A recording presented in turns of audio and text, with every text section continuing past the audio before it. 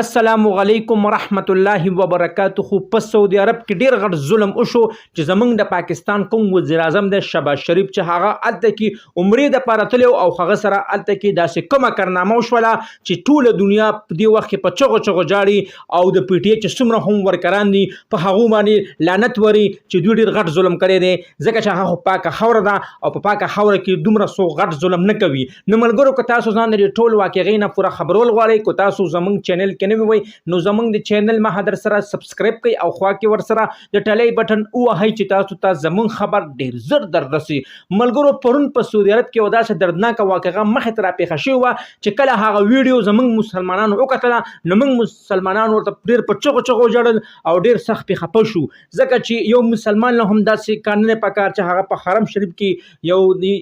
هغه حرم شریف چې کنځلو کې یا داسې زبان استعمال کې چې هغه زبرګه خوره ده ځکه چې هر چا له پکار چې سیاست په خپل ملک وکړي د بل چا ملک د سیاست نه کوي. زمونږ د پاکستان چې کوم وزیر اعظم او شهباز شریف هغه سره څومره کابینه وه ټول تللي عمرې لپاره اولته کې پسې بیا د پی ټی ای کسان راپاڅېدل هغو بیا د هلته کې هغوی ته کنځل وکړي د هغه حرم شریف دوران کې چې څه ټیم هغو طواف کولو. نو ملګرو ډېر افسوس مقام دی ځکه زه په دې خبره ډېر سخت څومره غټ مذمت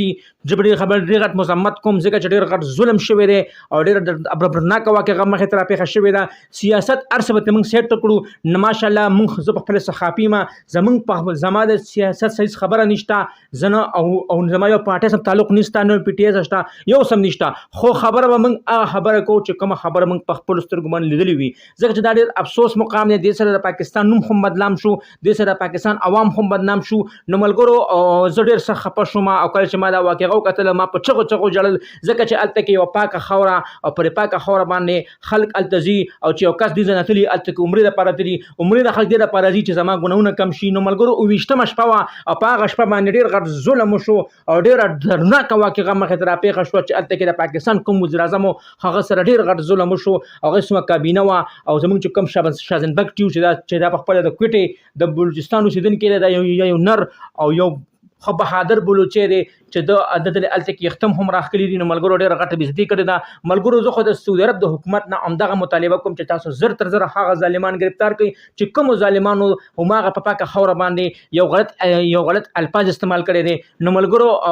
زما په دې واقعه باندې تاسو خفه کېږئ نو ستاسو خپل کار دی ځکه چې زه په خپله یو پارټۍ سره هم تعلق نه ساتم زه به خبره کوم زه به خبره سی اصلیت خبره بیانوم ځکه چې دا زه صحافي ما او قیامت پر ورځ زما هم غاړه بندېږي کومه اوس صحیح خبره ونه کړله. نو ملګرو دا زموږ ویډیو به ستاسو ډېره خوښه شوي وي د دغه رنګې ویډیو کتو دپاره زموږ د چینل مخه در سره ضرور سبسکرایب کړئ او خوا کې ور سره ضرور د ټلۍ نشان ووهئ چې تاسو ته زموږ خبر ډېر زر در رسي.